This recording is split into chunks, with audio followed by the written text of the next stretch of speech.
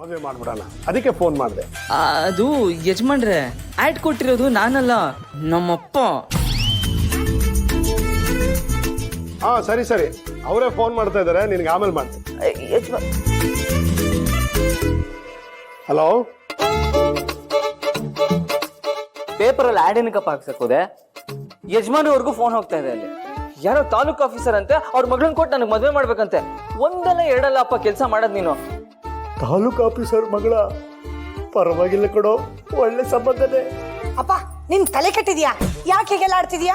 ಯಾಕಂದ್ರೆ ಇವನು ನನ್ನ ಮಗ ಕಣೆ. ನನ್ನ ಮಗನ ಭವಿಷ್ಯದ ಬಗ್ಗೆ ನಾನು ನಿರ್ಧಾರ ಮಾಡೋದು ಬೇಡವಾ?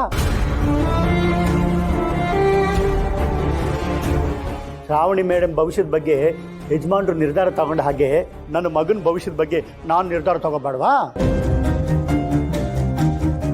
ಯಾರು ತುಟಿಕ್ ಪಿಟಿಕ್ ಅನ್ಬಾರದು.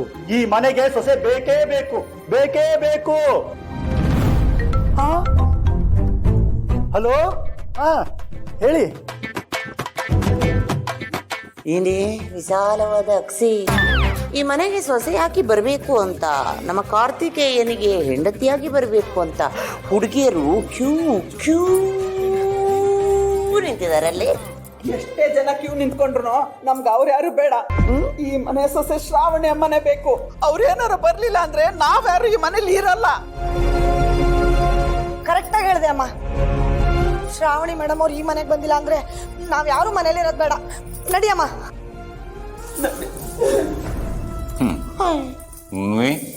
ನೀನು